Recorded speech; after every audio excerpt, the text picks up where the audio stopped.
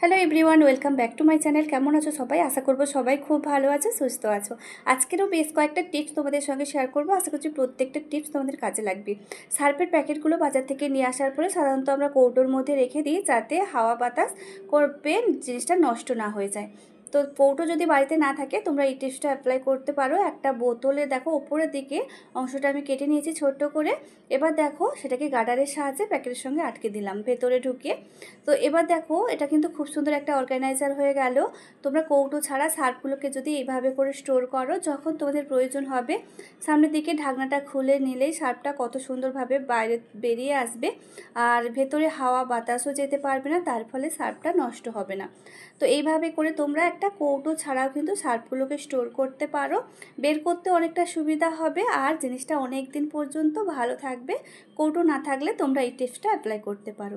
পরের যে টিপসটা তোমাদের সঙ্গে শেয়ার করছি, তো দেখো বন্ধুরা, সিরাপের এই যে বোতলগুলো আমরা যেখানে রেখে থাকি দেখবে সেখানে এই সিরাপগুলো গড়িয়ে নিচে পড়ে, তার ফলে একটা চিটচিটে ব্যাপার হয়ে যায়, জায়গাটা অনেকটাই নোংরা হয়ে যায়, আমাদেরকে পরিষ্কার করতে হয়।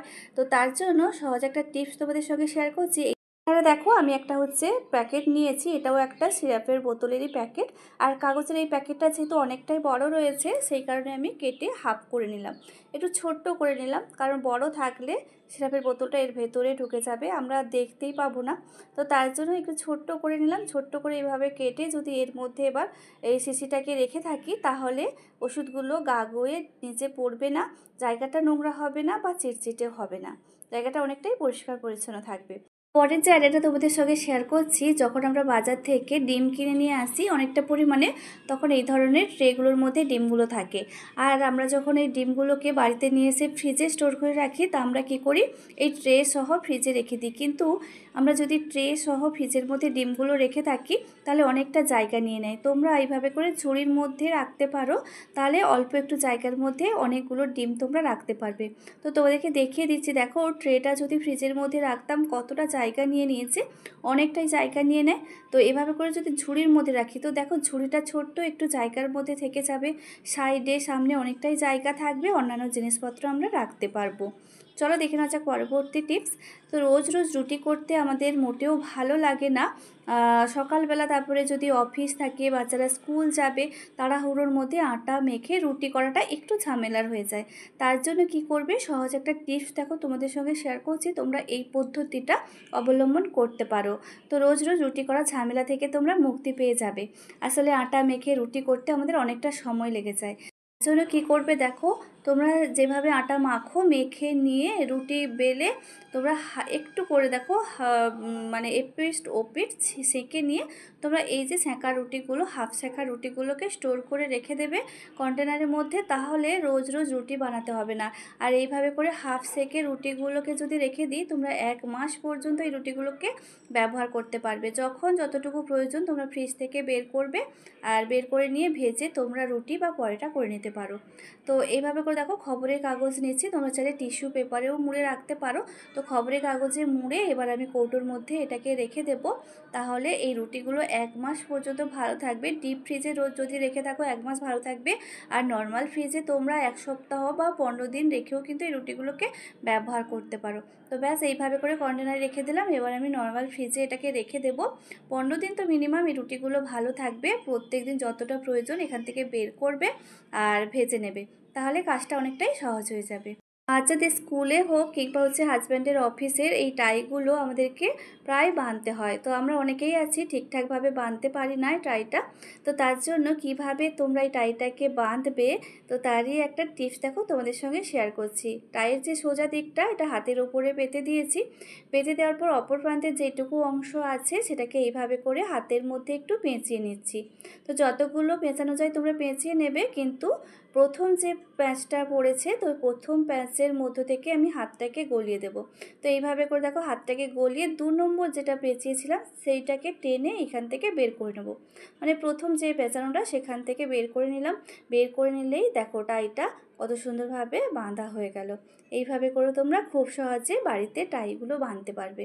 টাই বাঁধাটা খুব একটা কষ্টকর কাজ নয়, তোমরা খুব সহজে এইভাবে করে টাই বেঁধে ফেলতে পারবে। আশা করছি এই ছোট্ট টিপসটা তোমাদের কাজে লাগবে। তো চলো দেখে নেওয়া যাক আজকে পরবর্তী টিপস।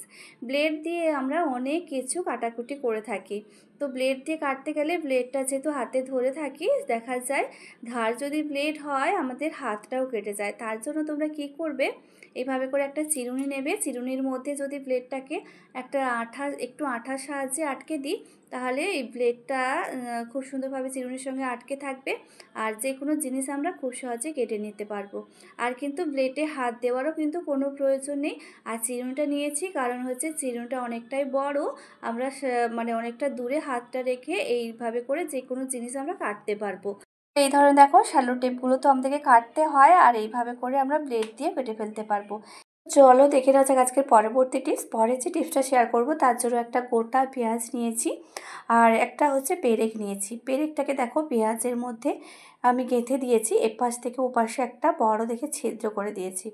তো ছিদ্র করার জন্য আমি পেরেকটা এখানে ব্যবহার করছি। এরপরে একটা সুসুতো নিয়েছি আর সুসুতোটাকে পেঁয়াজের এপাশ থেকে ওপাশে গলিয়ে দিলাম।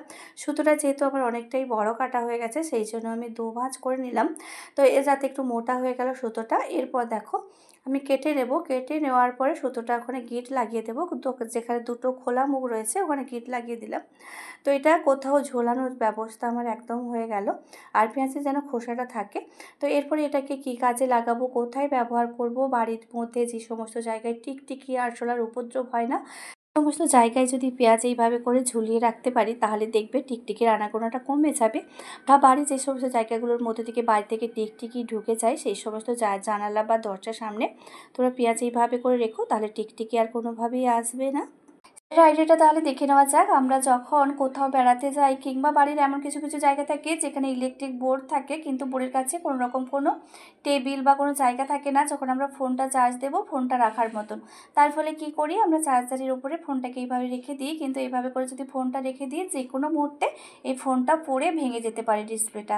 তো আবার আমাদের অনেকগুলো টাকা খরচ করে ফোনটাকে সারাতে হয়। তো তার জন্য নিয়ে নেবে একটা হচ্ছে গার্ডার। তো আমি এখানে একটা চুল বাঁধার যে গার্ডারগুলো সেই গার্ডারগুলো নিয়েছি আর গার্ডারটাকে দেখো চার্জারের মাঝ বরাবর আমি এইভাবে করে গলিয়ে দিলাম।